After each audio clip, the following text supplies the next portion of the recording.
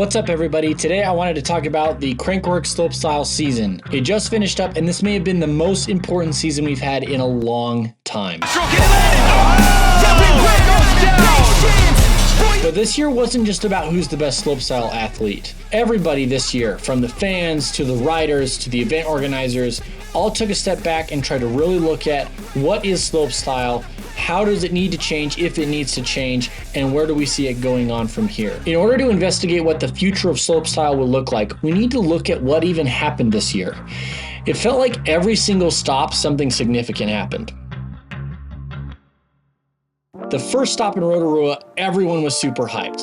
It's the first stop of the year. It kind of feels like a celebration to the beginning of the mountain bike season. We've seen so many clips of all the riders in the off season preparing for the first competition. And on top of that, it's the very first women's slopestyle event ever. Practice was looking absolutely amazing until something happened that nobody saw coming. I wasn't sure how to address this whole situation that we're in right now. The male slopestyle athletes approached the Crankworx team at the official riders meeting on Wednesday, March 20th, with some demands requested to be met by Friday, March 22nd at 12 p.m. is not something that Crankworx can achieve. The male riders had decided that they were not going to be competing in the finals come Saturday. Now, they had three main terms. The first one, housing covered for all riders, including alternates. 2, contests to be held in the morning as to avoid wind, weather problems, and delays. And number 3, a €2,000 fee given to all riders, including alternates. This raised quite a bit of controversy among fans and riders and everybody. There's just controversy everywhere. Some saw the determination of the veteran riders to get a fee out to the up-and-coming riders so that they could pay for flights as honorable, while other people just saw this as a straight money grab, just trying to get more money. In the end, the organizers were only able to do the first 2 of the demands. The third one, they were not able to comply before the event, and that is why the riders decided not to compete. With the fate of men's slopestyle in the balance, we looked on to the women's final on the Saturday. Now, I'm not gonna lie, it was a bit of a letdown for me. After watching the men riders make this course look tiny, it was difficult to watch the women seem to barely make it through the course. As a consumer and a fan, it was a bit of a letdown. At Cairns, we would see a return of the men. Early, it was as if nothing had happened. Apparently, the riders and the event organizers had come to some kind of deal.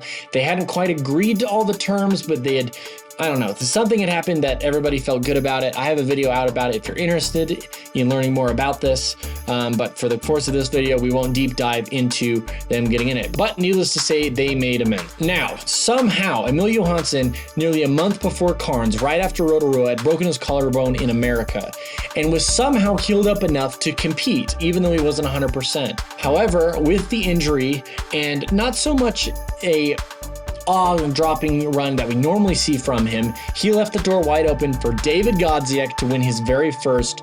Emil took second with a run that normally would have been enough, but David just threw down an absolute banger. Tim Bringer would take third with a run that had so much amplitude. He did a backflip double whip or a 360 double whip. Which was it? He did a flip double whip that had so much amplitude. He went to the freaking moon, and it's probably my favorite moment from the entire season. He just went so high and so deep on one of the trick jumps before the whale tail.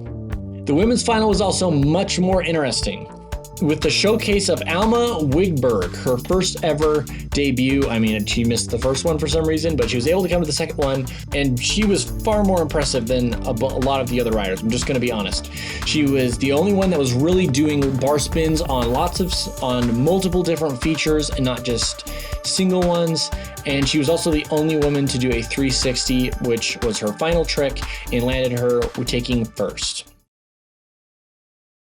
Their return to Innsbruck would be different. 2024 would be the last time we're going to see Innsbruck for the foreseeable future as a Crankworx stop. For the women, this was their first and only time at Innsbruck, and for guys, it definitely felt like it was an end of an era. Here is a quote from Emil. Feels bittersweet to soon be saying goodbye to this venue. This event has been around since my first year on tour back in 2017. Thanks for the good times and great experiences. Dawid Godziek would once again throw down a banger and take first place, and Robin Gooms would take her second win. She won in Rotorua, she won here in Innsbruck, and she would be looking to take the overall for the first ever Women's Slopestyle Championship. Now, it wouldn't be Joyride if there wasn't some drama. Emil Johansson would end up breaking his shoulder in practice.